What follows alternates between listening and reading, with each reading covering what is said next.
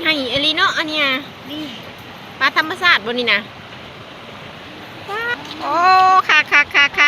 บินไปน้ำฮักเนี่ยโอ้หมานเธอเดี๋ยวปลายังปลาขับของมันก็น้อยนะทุกคนมาลินน้ำเรากันเลย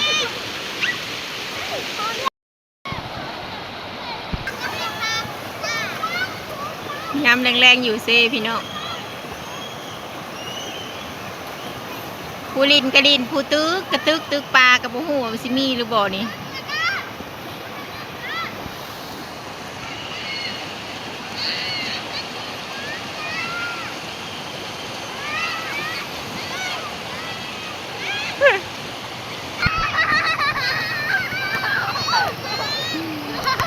ความสุขของเด็กน้อยอยู่เขตชนบทก็สิประมาณนี้ครับปลาหมานไปคือตัวใหญ่แท้ขึ้นมาพี่บ้างนี่ปลายังนะปลาขาวโอ้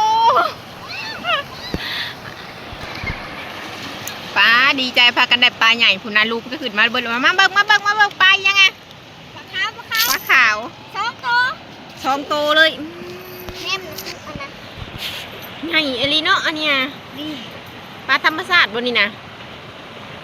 ว้าเบิ่งความดีใจแต่ละคนผู้นะ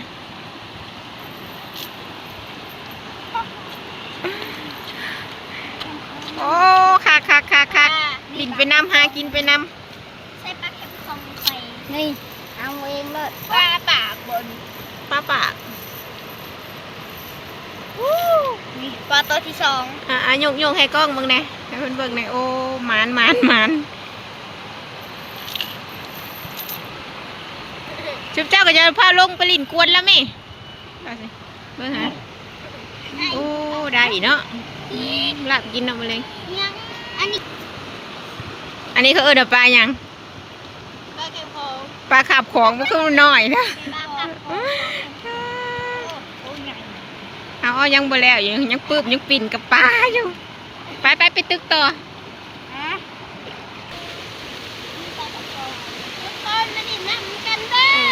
ทุกคนมาลินน้ำกันเลยยามแรงๆกะสิประมาณนี้แหละสิเจ้าเบิ่งปลาออกเด้อแส่บ่อน้ำอุ่นเชิญนะ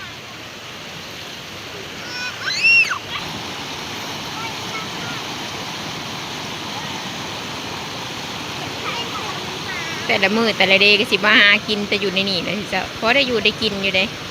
เป็นปลาอยู่ในน้ำตัวนี้มันสิบ่มีแต่กระปูกับหอยนี่มันสิหายากแต่ว่าปลามันสิหาง่ายกระปูนี่แทบสิบ่มีเลยในแม่น้ำนี่มันเลิกพอตี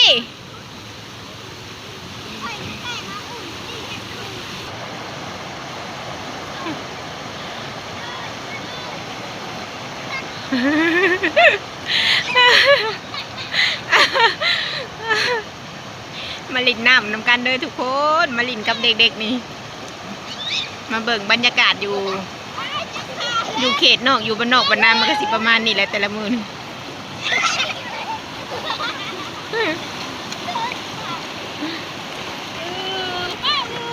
มิ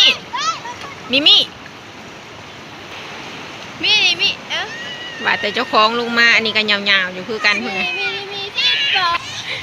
ลอยมามื้อนี้สิมี2ทีมโดยทีมแม่แล้วก็ทีมลูกอันนี้ทีมแม่ทีมแม่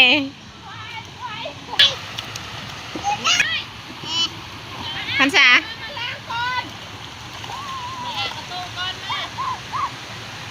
อย่าว่าแต่เด็กน้อยอยากลิ่นเนาะ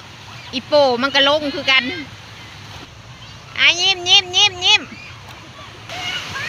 มาพี่ลาก่อนมาเบิ่งแม่กับลูกคือสิเย็นเนาะเย็นบ่พันษาเป็นตะลิ่นเป็นตะม่วนน้องงานาสิไหลเลยอย่าว่าแต่เด็กน้อยมากลิ่นว่ะมื้อนี้มีแต่โปเลยลงมา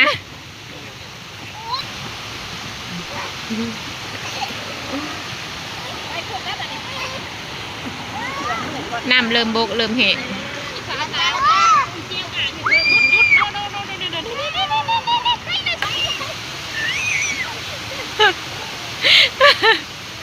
พอได้เก็บภาพเอาเขาเนาะพันษาบ่หนาววะบ่หนาววะฮะมึงเวทอย่างเงี้ย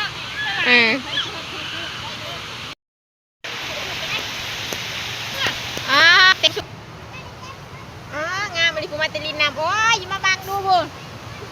ย่างมาไม่ลูกนี่ล่ะอาบน้ำแล้วแต่งตัวขึ้นมานี่สามเจ้าชิไปทะเลเนาะไปเด้อได้เวลาขึ้นเลยเด้อป้าขึ้นให้เฮ็ดเรียกปะดูเซ่คือเก่าของเจ้า